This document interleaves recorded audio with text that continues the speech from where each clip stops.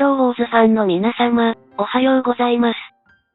今回の動画では、カーク信者のトホホなギルドレイドの戦いを紹介しながら、今後1ヶ月間のヒーローの育成計画について、お話をしようと思います。月曜日から古文とのギルドレイドがスタートしましたが、不覚にも、3回の古文戦を戦って、1回しか敵を倒せませんでした。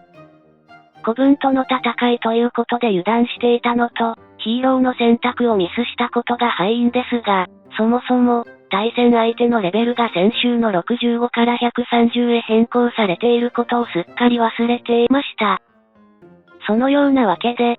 今週も楽勝だろう、と深く考えずに攻撃を仕掛けたら、2回も敵を倒し損ねてしまい、かなりの精神的ダメージを受けてしまったカーク信者です。うわぁ、マジかよ。ミニオンログを見ると、他のギルドメイトはほとんどが3戦3勝なのに、俺はたったの1勝しかしてないよ。ご覧のように、月曜日の古文との戦いの記録を見る限り、カーク信者はギルド内で、下から2番目の成績となっています。さすがにこれはまずいと感じて、今の自分に何が必要なのかを、足りない脳みそで数時間も考え続けました。その結果、第2タンクのオーロラの育成が必要だという結論が導き出されたのです。まあ、第2タンクというよりは、2軍の育成が急務ということです。従来のヒーローウォーズでは、メインチームだけをアホみたいに育てていれば、アリーナとギルド戦、キャンペーンマップなどで苦労することはありませんでしたが、ギルドレイドが始まってからは、2軍と3軍の育成の必要性をひしひしと感じています。ここまでの話をまとめると、とにもかくにも、3人のタンクの育成が絶対に必要ということです。さらに欲を言えば、2軍と3軍用に DPS を数人育てる必要もあり、正直な話、大変だなと感じつつも、新たな目標ができたので、ヒーローウォーズがさらに楽しくなりました。いやいや、グランドアリーナも重要だから、3軍までしっかりと育成するのは常識じゃね？このように思われた視聴者様が大半だと思いますが、1年6ヶ月間をほとんど無課金で遊戯していたカーク信者にとって、2軍と3軍を育成するゆとりなど、微塵もなかったのです。さて、このような状況になると、2軍と3軍のチーム編成を決めなければなりませんが、これがとても面白いのです。今まではメインチームのカークとその仲間たちのことだけを考えるだけでことが足りていましたが、今後は、最低でも15人のヒーローの育成を念頭にゲームを進めなくてはなりません。ここで、ギルドレイドの戦い方についての話をするよ。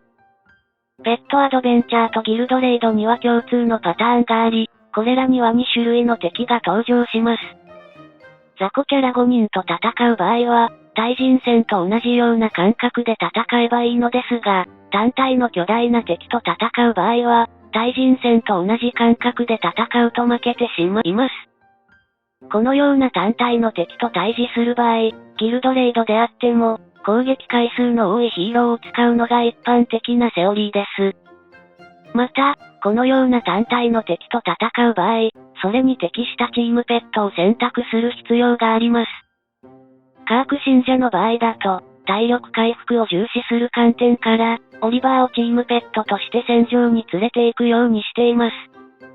単体のボス戦では、制限時間の2分間を戦い続けることができるように、体力の回復を優先する理由からオリバーを選択していますが、視聴者様はどのペットをチームペットに選んで、ボス戦を戦っているのでしょうか？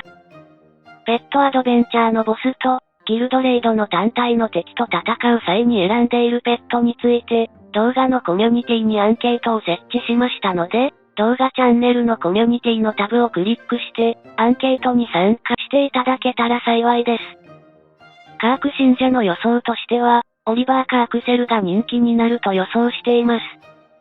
なお、アンケート調査の選択肢は5つまでしか設置できないので、フェンリス、ビスケット、マーリン、マーラの4匹のペットは、1つの選択肢にまとめさせていただきました。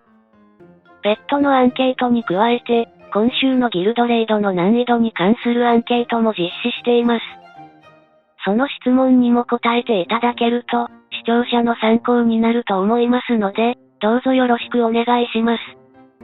ちなみに、カーク信者のギルドでは、今週のギルドレイドの難易度を、レベル130に設定しています。それでは、今回も動画を最後までご視聴していただき、ありがとうございました。また次回の動画でお会いしましょう。